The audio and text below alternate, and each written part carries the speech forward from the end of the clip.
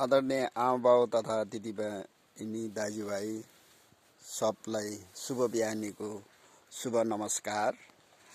आज म तपाईहरुलाई यस्तो फार्म देखाउँदै छु कि तपाईहरुको मुटुको ढुकढुकी नुवाकोट जिल्लाकै चर्चित व्यक्ति उहाँ हुनुहुन्छ। एकताका मुख्यमन्त्री पनि हुनुभएको श्री बहादुर सिंह लामाज्यूको यो साग अकबरे खुर्सानी साग अनि केरा कागतीको बगैँचा म देखाउन लागिरहेको छु।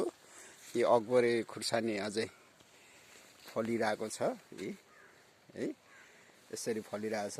रायो साग हो यिनीहरू। यो सम्पूर्ण एरियामा चाहिँ उहाँले एकदम खुला ठाउँमा चाहिँ सम्पूर्ण एरियामा चाहिँ यो साग कागती माक्लो भेगमा कागती अनि अकबरे खुर्सानी अनि केरा अनि मुला पनि लाउनु भएको छ।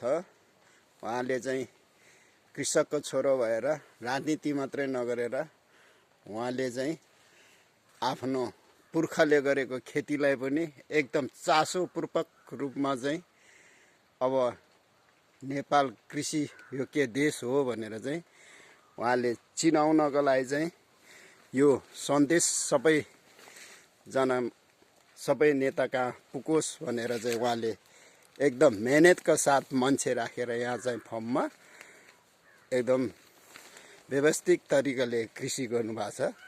उहाँले यस्तो साग फलाउनु भएको छ। यो सबै एरियामा चाहिँ साग र अकबरे खुर्सानी छ। यो माक्लो एरिया देख्नुहुन्छ तपाईहरुले। यो सबै केरा र कागतीको फर्म हुनु छ। यस्तै नेताहरूलाई चाहिँ हामीले कहिले पनि बिर्सिनु हुँदैन साथीहरु। हामीले अब कृषकको छोरो हो, माटोप्रति अति माया गर्ने व्यक्तित्व हुनुहुन्छ उहाँ। तपाईहरुले पनि हेर्न सक्नुहुन्छ फुर्सद भए यता आएर है। हस् त, धन्यवाद।